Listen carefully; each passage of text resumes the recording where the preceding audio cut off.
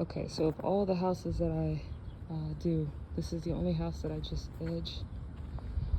He mows his own lawn. It's my favorite house to edge. Look how crisp that is. Because he mows his lawn every week. Out of 30 some lawns, he's the only person, the only client that mows every week. And he's also the only one that I just edge. So the way business works, right?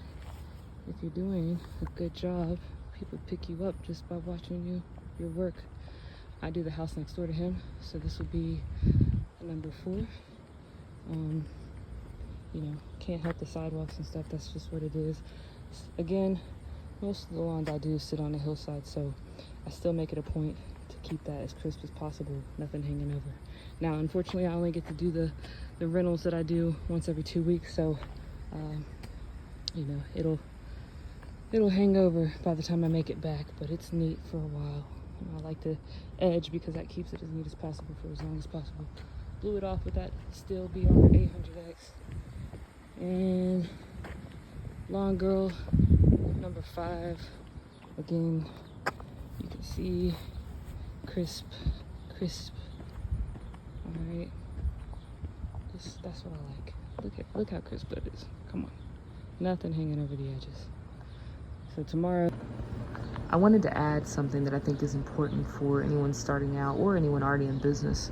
I managed corporate companies for 10 years and on a pretty big scale, pretty successfully. So lawn mowing business is pretty easy for me. You know, just do things clean, do them to the best of your ability, and don't ever half-ass anything, no matter what the person pays. My first lawn that I showed you on here, the one that I only edge, he's a neighbor and I only charge him $10. I probably spend 20 minutes doing the edging, and I also weed eat around his entire property as well. And of course you got to take out the oil, gas, the equipment, the string and all that, but I spend maybe 20 minutes doing it, and then I blow it off at the end. Regardless, maybe 25 minutes. The point is, that $10, I could have charged him 15 or 20 and I think he would have paid it. But the $10 is enough, because at the end of the day, that $10 every week or every 2 weeks or however often he wants it, it's paying for a lot of the other string and oil and gas that I use during the day. And I can cut him that deal because he's right beside all the other houses I already do. So in business, you got to think about a lot of stuff. You don't have to overcharge people.